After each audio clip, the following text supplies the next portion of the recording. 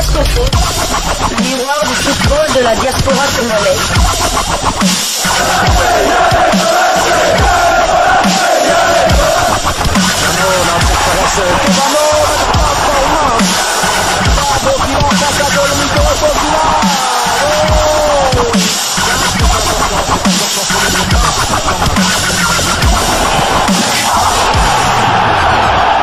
Diasco Foot, le miroir du football de la diaspora congolaise. Vous êtes sur Diasco Foot, le miroir du football de la diaspora congolaise. Diasco Foot vous dit bonjour, tout le plaisir est pour nous de vous retrouver, mais surtout de savoir que vous êtes nombreux en train de suivre votre chaîne YouTube dédiée uniquement aux footballeurs de la diaspora congolaise. C'est l'heure de partager avec vous quelques news que nous avons pu récolter et pour vous dans le cadre de cette chaîne YouTube Diasco Foot parce que nous sommes le miroir du football de la diaspora congolaise. Nous allons donc débuter ce numéro par l'Angleterre où il y a eu reprise du championnat, du moins en Championship, deuxième division anglaise. Et en Angleterre, Burnley de Samuel Bastien s'en sort bien à Preston. Burnley FC a arraché un précieux point sur la pelouse de Preston North End. Le match s'est soldé sur le score d'un but partout. C'était dans la soirée d'hier, mardi 13 septembre 2022, en match comptant pour la 9e journée du championnat anglais de 2e division. Remplaçant, l'international congolais Samuel Bastien est resté sur le banc de touche jusqu'au coup de sifflet final. Dans l'autre rencontre de la soirée, toujours en Championship, Watford FC s'est incliné sur le terrain de Blackburn Rovers sur le score de 2-0. Titulaire, l'international congolais milieu de terrain de cette équipe, Edo Okayembe, a disputé l'intégralité de ce match.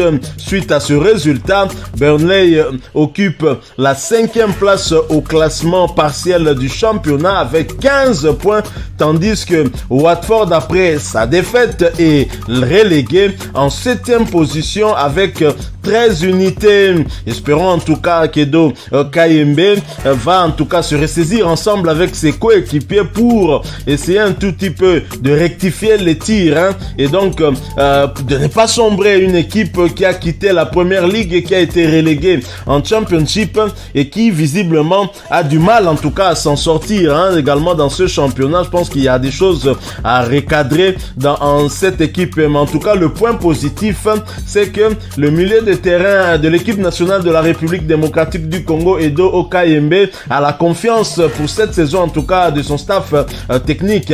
Il est titularisé quasiment à chaque rencontre, et ce qui est une très très bonne chose pour lui, et certainement il fera partie en tout cas des léopards qui seront convoqués par le sélectionneur manager de cette équipe nationale de la RDC, le français Sébastien Desabre, pour les 2 matchs amicaux que projette en tout cas les léopards ce mois-ci. Ce sera d'abord le 23 septembre contre les étalons du Burkina Faso. Ensuite, 4 jours plus tard, les léopards devront affronter la Sierra Leone, histoire de permettre justement à des sabres de mieux connaître, en tout cas de prendre connaissance des joueurs de cette équipe et avoir une idée certainement pour le futur.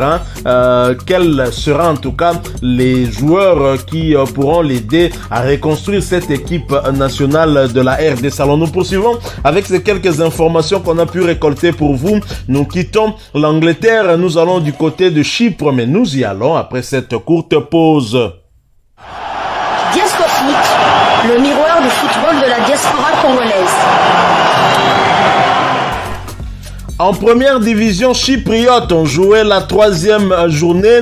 L'Olympiakos Nicosie recevait AEL Limassol. Match nul, 0 but partout. Chibola était titulaire, il a joué toute la rencontre pour la 2e fois consécutive. Et Chibola du côté de l'AEL Limassol, il a 224 minutes en termes de temps de jeu sur les 270 possibles. Il a donc participé à tous les 3 matchs de son équipe.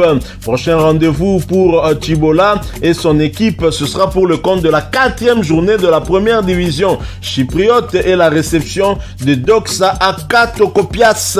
Ce match est prévu pour le vendredi 16 septembre 2022 prochain sur le coup de 17h heure de Kinshasa. Aaron Chibola qui poursuit donc avec cette équipe de Chypre et visiblement il a la confiance de son entraîneur de ce côté-là et c'est tant mieux qu'il continue ainsi à progresser et c'est très bien. Nous quittons Chypre, nous allons cette fois du côté d'Israël où l'international congolais Jordan Botaka et l'Hapoel l'emporte dans le derby de Jérusalem. L'Hapoel s'est imposé sur la pelouse de Beitar Jérusalem hier soir dans le championnat israélien. Les visiteurs se sont imposés sur la plus petite des marges, 0 but contre 1. Ils sont 3e au classement général après cette victoire. L'international congolais Jordan Botaka, présent sur la pelouse, a disputé toute la rencontre. Il s'agit de son 4e match de championnat avec sa nouvelle équipe.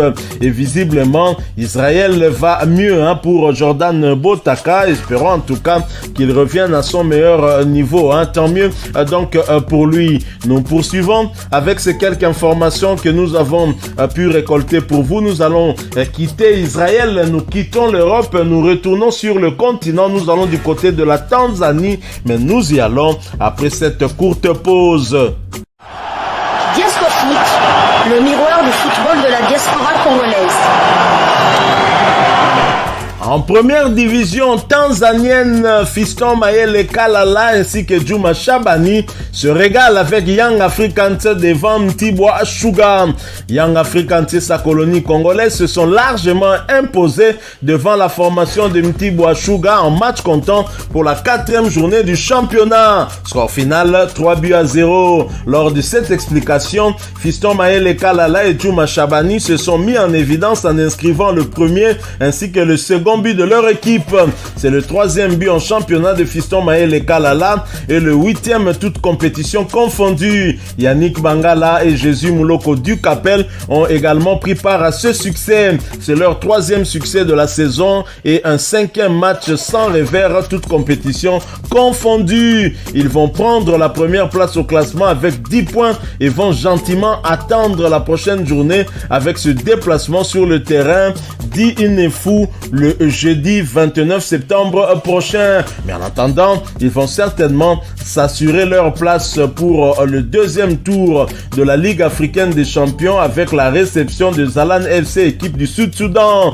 Pour le match retour, bien sûr, des préliminaires, il avait déjà emporté 4-0 à l'aller. La Tanzanie va très bien à ses joueurs congolais, en tout cas, la plupart anciens de l'AS Vita Club, et surtout celui qui se met en évidence, c'est bien Fiston Mayele Kalala qui était déjà l'un des meilleurs buteurs la saison dernière, meilleur buteur de son équipe très certainement, et cette saison il est bien parti aussi pour réaliser une très belle performance déjà dans ce match du tour préliminaire de la Ligue des champions africaine. Cette victoire 4-0, Fiston Mayele Kalala à lui tout seul avait signé en tout cas un hat-trick, 3 buts inscrits à lui tout seul, il est en forme et lui qui avait été pressenti en tout cas ailleurs, sollicité par d'autres clubs, ça n'a pas abouti. Il est resté en Tanzanie et visiblement il prend plaisir à continuer à évoluer avec cette équipe tanzanienne. Et tant mieux, Fiston Mayele Kalala dont les performances peut-être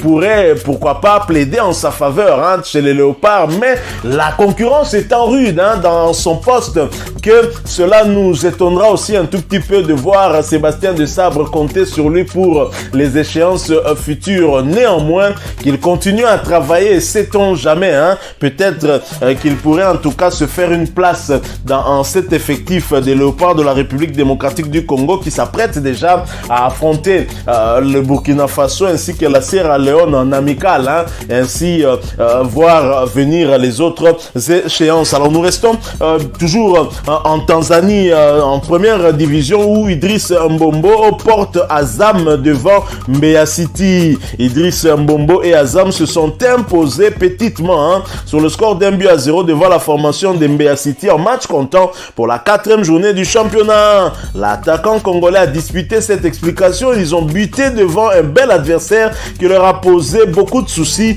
mais heureusement pour eux, le Congolais a pris ses responsabilités en marquant l'unique but. C'était à la 60e minute de jeu. C'est une bonne chose alors qu'ils étaient sur une petite série de 2 nuls de suite.